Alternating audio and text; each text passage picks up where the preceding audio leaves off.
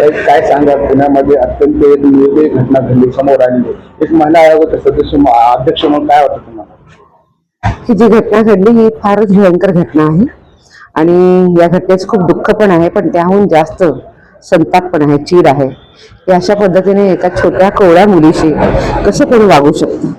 या सगळ्या विषयामध्ये राष्ट्रीय महिला आयोग म्हणून आम्ही सुद्धा खूप चिंतित आहोत आणि आम्ही राष्ट्रीय बाल आयोगाला आम्ही आग्रहानं सांगितलं आहे की त्यांनी या विषयाची ताबडतोबीने दखल घेतली पाहिजे आणि हा जो नराधम आहे याला फाशीची शिक्षा झाली पाहिजे.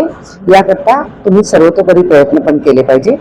हा जो खटला आहे हा फास्ट ट्रॅक कोर्टामध्ये पण चालला पाहिजे. त्यासोबतच मुलीचे आईवडील खूप धक्क्यामध्ये आहेत. त्यांना त्यांची मानसिक स्वास्थ्य त्यांचं, त्यासोबत त्यांचं शारीरिक स्वास्थ्य फार महत्त्वाचं आहे. तिकडे पण लक्ष दिलं गेलं पाहिजे आणि फास्ट ट्रॅक कोर्टामध्ये हे चालवून, हा खटला चालवून लवकरात लवकर त्या व्यक्तीला फाशी शिक्षा झाली पाहिजे. अशा सगळ्या गोष्टींकडे लक्ष देण्याकरता आम्ही राष्ट्रीय बाल आयोगाला लिहिलं आहे. मला असं वाटतं की यामध्ये पोलिसांनी पण खूप व्यवस्थित लक्ष घातलं. स्वतः राज्याच्या मुख्यमंत्र्यांनी पण लक्ष घातलेलं आहे आणि त्यांनी स्वतः पण ग्वाही दिली आहे की नराधमाला फाशीची शिक्षा होईल.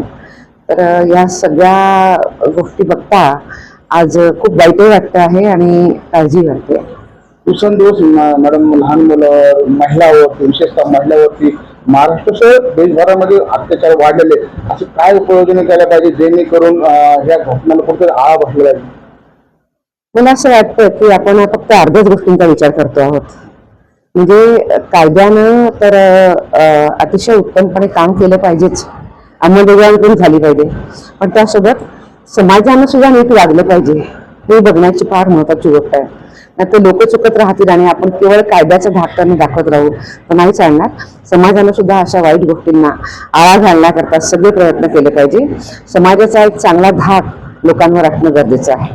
महाराष्ट्रामध्ये महिला आयोगाचं पद रिक्त आहे, यावरती काय तुमची भूमिका आहे? महाराष्ट्रामध्ये पद रिक्त आहे, पण मला असं वाटतं की